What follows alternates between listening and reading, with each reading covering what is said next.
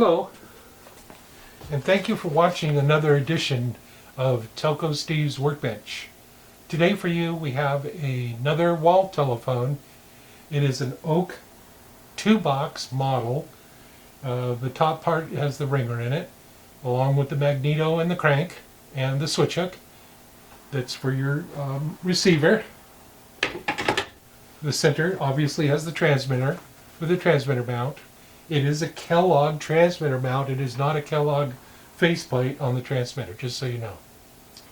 The bottom used to be used for batteries when they had this type of telephone used on local battery. And the magneto would ring the bells, and the talk path would be utilized, accomplished via the local battery that would supply the phone the talk path. Well, along came common battery, and so telephones are changing, and we now had common battery, which means you get your line from the telephone company. This phone, if you purchase it, is really nice, and I'll tell you why.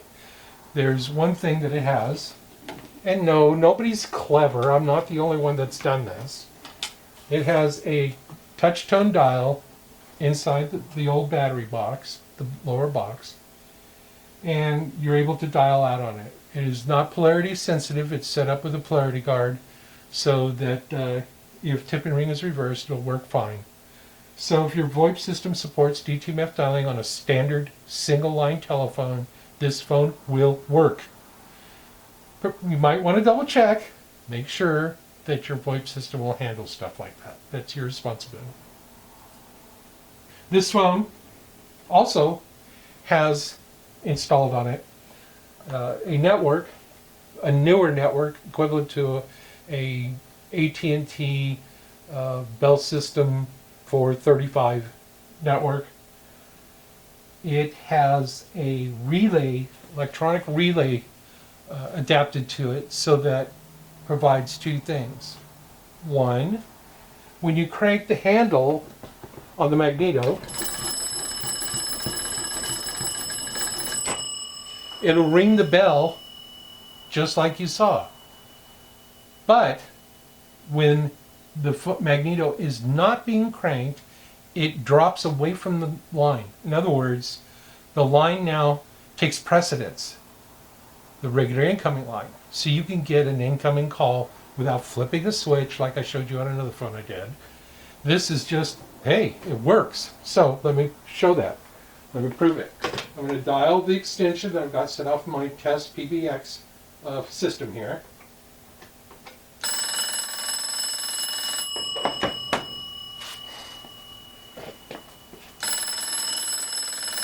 So you can see, it's not the loudest ringer in the world, but it does a pretty good job.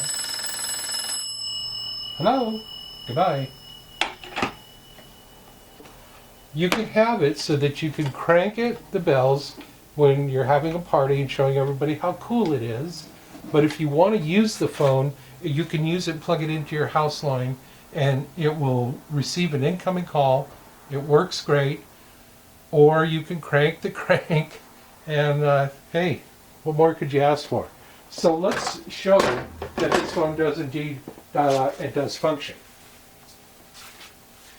What we're going to do is I've set up another phone in the building here, and the other phone, sorry, anyways, I set up another phone so that it's on extension 12345678990, and I programmed that so that I can show you that the touch tone is indeed functioning correctly.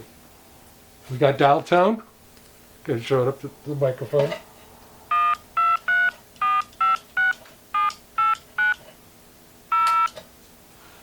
Okay. And we're going to turn this on.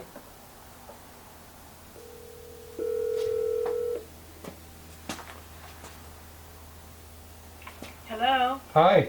Hi. Hey, how do I sound? Sound great. Okay. Hey, just curiosity, what time is it? Let's see. It's 5 after 5. Okay, thank you. Bye. Love you. Love you. So as you can see, As you can see, the phone dials out great. This phone is not an all Kellogg telephone, okay? When I bought this phone, I looked at it and I went, I don't know. I couldn't identify the manufacturer of it. This is something that is just the way it goes with when you purchase old telephones. Sometimes you get something that's exact. That, you know, it's a Stromberg Carlson, it's a Chicago, it's a Monarch, it's a Stromberg Carlson, it's a Western Electric, etc., etc., etc. This one, there were no marks on it. So it does have a Kellogg transmitter mount, but the front is not Kellogg. And the back end of the transmitter mount is Kellogg. So it's a strange little conglomeration of different parts and pieces. So I just want to let you know about that. I don't want to present or try to present anything that's not correct. But it took time to wire the guy up, test him, get the bells to work, fix the magneto. That was no easy task. Get the bell to work. The magneto had a wire loose on the back end of it against the frame side. You wire one lead to the frame of the magneto to get it to ring when you crank the crank. Also, the other benefit of purchasing this telephone is that it has a modular jack on the inside. Let's say your jack, your connector is 20 feet away. You simply get a 20-foot line cord and you feed it up from the bottom and you plug it into the jack.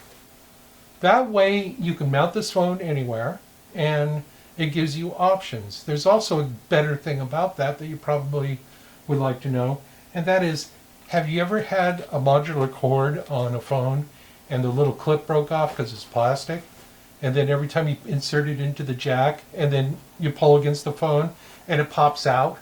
How annoying. Well, why buy something, a couple $100, buy something and then have that clip on that modular cord break? Now you have to, if you don't know about telephones, now you're kind of stuck with it. And let's face it, some people don't really monkey around with that stuff. There was some time invested in this, and I appreciate your interest, and I also appreciate you watching my videos. Thank you very much for doing that. Please like them. Everybody says it's important. I guess it is. There you have it. Wall telephone. Oak wall telephone 2-boxer. Tunco Steve's Workbench. I thank you for watching and have a great day.